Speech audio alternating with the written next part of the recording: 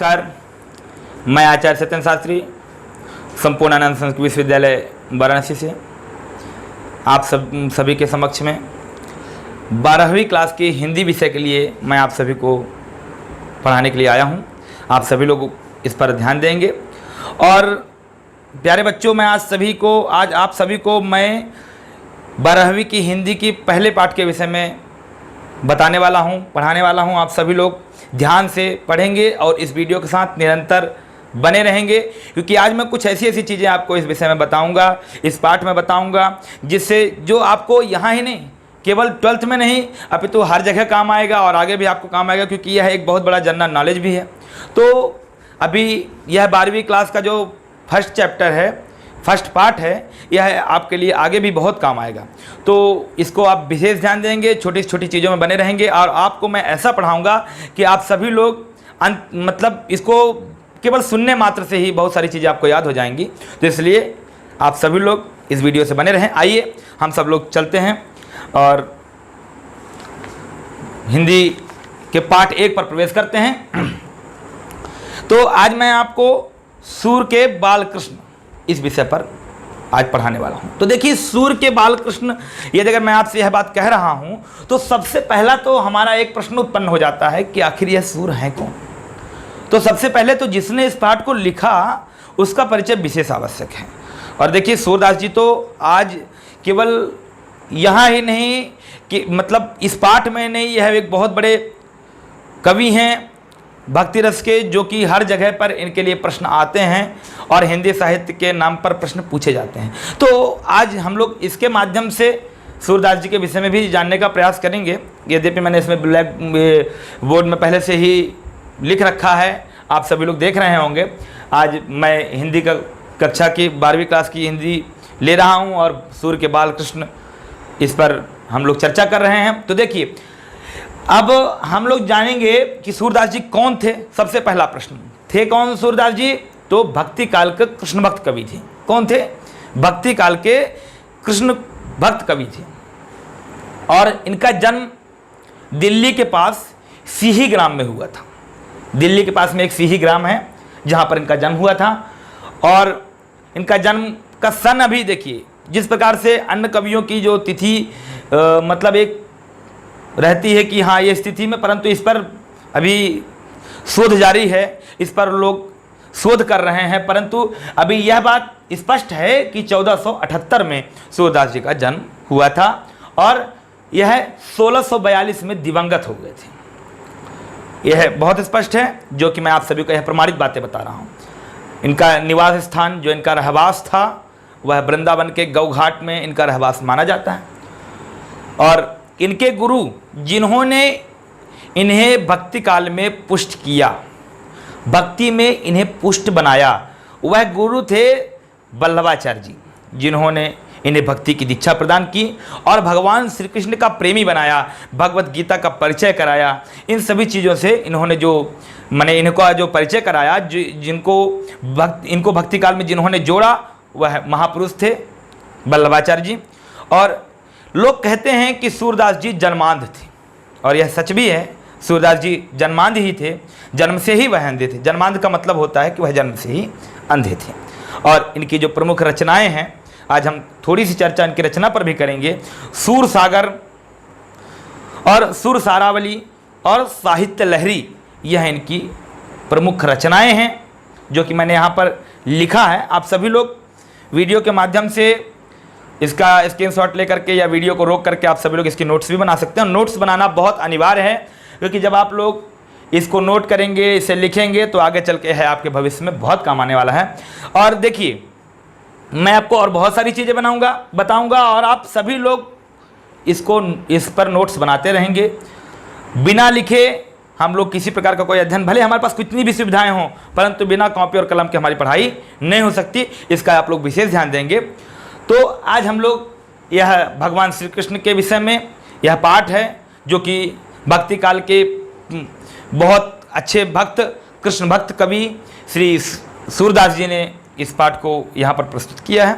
तो आइए हम सब लोग उनके पाठ पर चलते हैं। और देखिए, मैं आपको यहाँ से गद्य के विषय में प्रत्येक गद्य का अर्थ आपको बताऊंगा, और इस गद्य के अर्थ को आप लोग यदि स्पष्ट तरीके से सुनेंगे, साफ साफ यदि अगर सुनेंगे, बैठ करके सुनेंगे, तो आपको इसके प्रश्नोत्तर स्वतः ही आपको प्राप्त हो जाएंगे, और आप खुद स्वयं इस वीडियो के माध्यम से प्रश्नोत्तर आप लोग इसका लिख सकते हैं, नोट्स बना सकते हैं आप सभी लोग। तो देखिए, आइए हम लोग पहले पद पर प्रवेश करते हैं।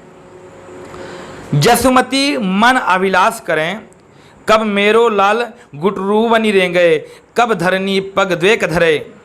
माता यशोमती कहती हैं, यशोमती मैया इस प्रकार की मन में इच्छा करती हैं, अभिलाषा कर रही हैं कि मेरा लाल कब घुटनों के बल चलेगा, कब धरनी पग द्वेक धरे, कब इस पृथ्वी पर चरण रखेगा और एक एक दो दो चरण करके और वह इस पृथ्वी को धन्य करेगा, इस पृथ्वी में चलेगा। तो एक प्रत्येक माता यह सोचती हैं, और उसी प्रकार से मैया यशोदा भी यह सोच रही हैं। कब द्वे दांत दूध के देखो, कब तोतरे मुख वचन झरे, कब नंदही बाबा कहीं बोले, कब जननी कहीं मुँह ही रहे। तो यह कब इसके दूध के दांत आएंगे, कब यह तोतली बानी से नंद बाबा को बाबा और मुझे मैया कह करके पुकारेगा, और कब मुझे यह मैया करके जननी कह करके बुलाएगा। इस प्रकार से मैया विचार कर रही हैं। कब मेरो आंचल गई मोहन, जोई सोई कहीं मोसो झगरे, कब धो तनक तनक कछु खाए हैं, कब कर 100 मुख ही भरें। तो कब ये आज मेरा आंचल पकड़ करके, कब यह मोहन मेरा आंचल पकड़ेगा, और कब मुझसे छोटी छोटी बातों में यह झगड़ा करेगा, और कब ये मतलब छोटी छोटी चीज़ें, तनक तनक मतलब ब्रज भाषा की यह कविता है, इसलिए यहाँ पर तनक तनक शब्द का प्रवेश कराया गया है। तनक माने थोड़ा, तो कब थोड़ा थोड़ा ले करके और यह अपने मुख में अन्न को भरेगा। जब कोई बच्चा पहले भोजन करना प्रारंभ करता है तो थोड़ा थोड़ा अपने मुख में सीधे भरता चला जाता है। तो इस प्रकार से कब यह थोड़ा थोड़ा करके और भोजन को खाएगा, यह बोल रहे हैं।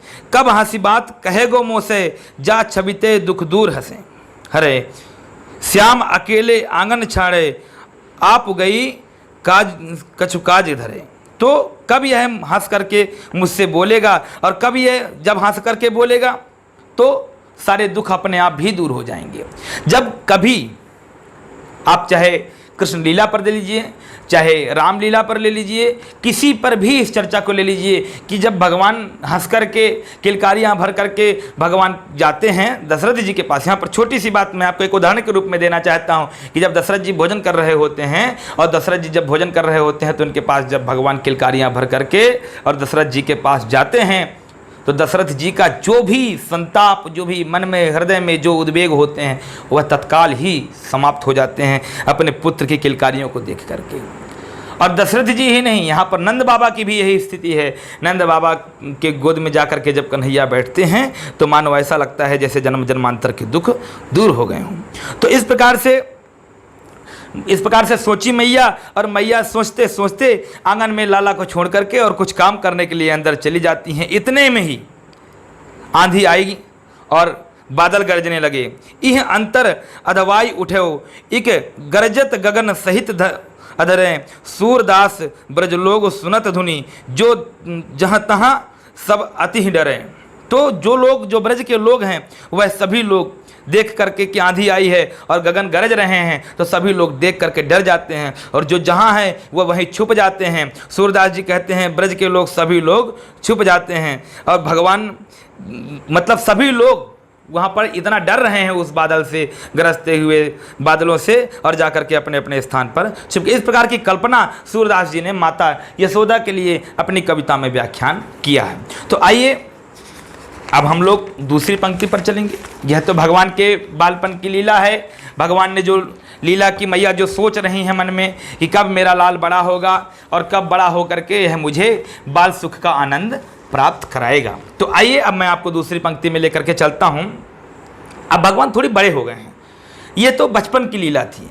आज भगवान थोड़ी बड़े हुए हैं, तो जब भगवान थोड़ी बड़े हुए हैं तो उस पर यशोदा मैया से भगवान कह रहे हैं, कृष्ण कह रहे हैं, आज मैं गाय चरावन जई हों, वृंदावन की भांति भांति फल अपने कर में खई हों, कहते हैं आज मैं गाय चराने के लिए जाऊंगा, और वृंदावन में जब गाय चराने के लिए जाऊंगा ना, तो अनेकानेक प्रकार के जो फल होंगे, मैं अपने हाथ से मीठे मीठे स्वादिष्ट फलों को खाऊंगा। ऐसी बात कहो जनिबारे, देखो अपनी भांति, तनक तनक जग चली हो, कैसे आवत है राती। कहते हैं आप ऐसा न बोलो, मैया कहती हैं ऐसा न बोलो, क्यों, अपनी ओर देखो तो सही, क्या आप इस लायक हो? आप बहुत छोटे हो, आप गैया नहीं चरा सकते। आपके ये छोटे छोटे तनक तनक पग चली हो कैसे, आपके जो छोटे छोटे पैर हैं, आप इससे चलोगे कैसे?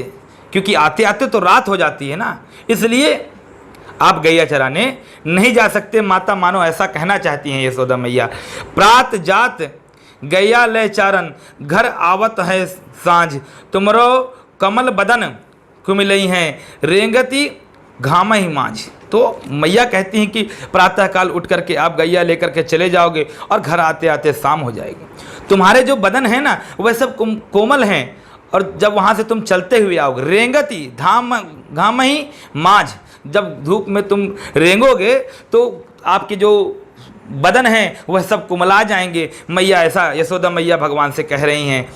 तो भगवान कहते हैं तेरी सो मोही घाम न लागत, भूख नहीं कछु नेक, सूरदास प्रभु कहो न मानत, परयो अपनी टेक। भगवान कहते मैया तेरी सौ माने कसम, कहते मैया तेरी कसम, मुझे घाम नहीं लगेगी, मुझे धूप नहीं लगेगी, मुझे भूख नहीं लगेगी, लेकिन मैं गैया चराने के लिए जाऊंगा। आज भगवान किसी की बात नहीं मान रहे हैं और मानो मैया से इतनी जिद कर रहे हैं गाय चराने के लिए। यह दूसरी पंक्ति में सूरदास जी ने एक बहुत अलौकिक वर्णन किया है, जो अब दोबारा शायद ही कोई इस प्रकार का वर्णन कर पाए। क्यों? क्योंकि यह भक्ति काल के एक ऐसे अद्भुत कवि थे जिनकी कविताओं का रस, जिनकी कविताओं में तो अनेकानेक प्रकार के रस हैं। तो इस प्रकार से भगवान निवेदन करते हैं। अब देखिए, जब ये तीसरी पंक्ति में जो वर्णन कर रहे हैं, तो उद्धव जी जब माता यशोदा संदेश भेजती हैं यशोदा मैया कि मेरा लाल कैसा है, तो उसके उस समय का यह पंक्ति यहाँ पर वर्णन किया गया है।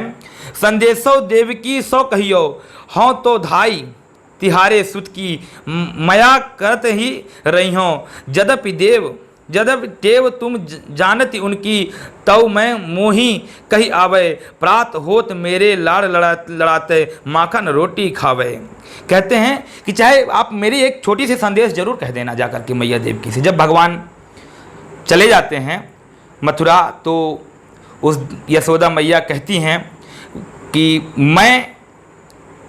आप मेरा एक संदेश जा करके वहाँ कह देना। क्या कह देना?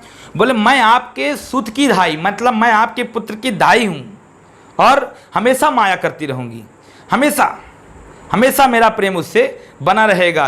यद्यपि टेव तुम जानती उनकी, मैं भले ही जानती हूँ कि यह मेरा पुत्र नहीं है, लेकिन तब भी मैं उससे प्रेम खत्म नहीं कर सकती, मैं उससे प्रेम करते हूँ। प्रात होत मेरे लाड़ लड़ाते, माखन रोटी भावे।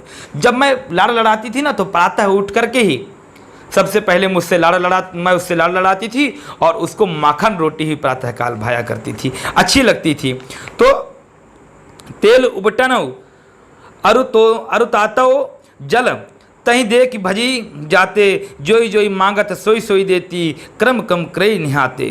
तो तेल उपटन और जो जो उनको चाहिए, जो जो मुझसे मांगते, मैं सब कुछ देती थी उनको, और तब जाकर के वह स्नान करने के लिए जाते थे। सूर पथिक सुनिमोही, रैन दिन बढ़ेऊ रहत उर सोच, मेरो अलक लड़े तो मोहन है करत संकोच। मुझे इस बात की बड़ी चिंता होती है कि मेरा कृष्ण कैसा होगा। क्यों? क्योंकि वह किसी से कुछ मांगता नहीं है, वह संकोची है, इसलिए मैं उसके लाड़ की चिंता करती हूँ। मानो यशोदा मैया इस प्रकार से कह रही हैं और उद्धव के हाथ से यह संदेश भेजना चाह रही हैं। तो इस प्रकार से इस भाव को, इस पंक्ति के भाव को उन्होंने बड़े सुंदर तरीके से सूरदास जी ने स्पष्ट किया है और बताया है कि भक्ति काल में इस प्रकार के भक्त होते हैं और इस प्रकार की भावना होती हैं। तो आइए, अब आप लोगों ने यदि अगर इस पंक्ति को, इस कविता को स्पष्ट रूप से आपने अच्छे से इधर आपने पढ़ा है, तो प्रश्नोत्तर मुझे नहीं लगता कि आपको बताने की आवश्यकता है, आप सभी लोग ढूंढेंगे। और जो प्रश्न आपसे न बने तो इस पाठ का प्रश्न नंबर डाल करके आप कमेंट करेंगे, जिसके माध्यम से मैं आप सभी को उस प्रश्न का उत्तर भी दे पाऊँगा। देखिए कुछ समानार्थी शब्दों के लिए यहाँ पर आया है, तो आप लोग कुछ ढूंढेंगे, कुछ मैं आपको बताता हूँ। जैसे पग हैं, तो पग का चरण, कमल का पद्म, जननी का माता, गगन का आकाश। तो इस प्रकार से ये समानार्थी शब्द ढूंढने के लिए दिए गए हैं। तो इस प्रकार से कुछ समानार्थी हैं और बहुत सारे शब्द हैं जो समानार्थी होते हैं। आप लोग और भी, ये आप लोग का होमवर्क है कि आप लोग और समानार्थी शब्द को ढूंढेंगे और ढूंढ करके इसमें आप अपने क्लास टीचर को या आपके जो भी हैं आप उन्हें दिखाएंगे, और या फिर कमेंट करके जो नहीं बनता वो आप मुझसे पूछ सकते हैं। तो अब देखिए कुछ मुहावरे हैं जो कि मैं आपको बता देता हूं। जैसे बाल बाल बचना, सिर धुनना, कान का कच्चा, नाक में दम करना, मुंह की खाना, पेट में चूहे दौड़ना, पांचों उंगली घी में होना। मुझे ऐसा लगता है कि यह हमारे वाक्यों के बहुत प्रयोग में आते हैं।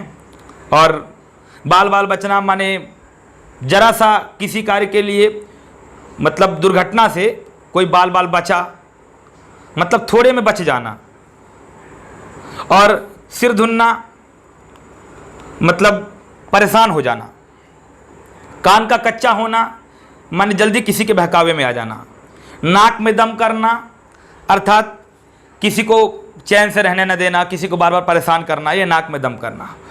मुंह की खाना मतलब गए थे सबक सिखाने और खुद ही सबक सीख करके आ गए, इसको मुंह की खाना कहते हैं। मैं थोड़ा सा इशारा कर रहा हूँ, इसको आप लोग अपनी कॉपी में बनाएंगे और बना करके स्पष्ट करेंगे, और जो ना बने वो ज़रूर मुझसे पूछेंगे। तो पेट में चूहे दौड़ना मतलब भूख लगना। पांचों उंगली घी में होना मतलब बहुत फ़ायदे में, बहुत लाभ होना। इस प्रकार से अब देखिए प्रश्न नंबर 3 में तत्सम, तद्भव और देशज। तत्सम संस्कृत के समान शब्द, तद्भव माने उसी में जो हिंदी के समान जो शब्द होते हैं वह, और देशज माने जो देशों में बोले जाते हैं उन शब्दों को छांटना है। तो आप लोग इसको छांटिएगा। जैसे यह मुख है, मुख क्या है? तत्सम शब्द है। और दांत क्या है? तद्भव शब्द है। और तनक, तनक क्या है? यह देशज शब्द है।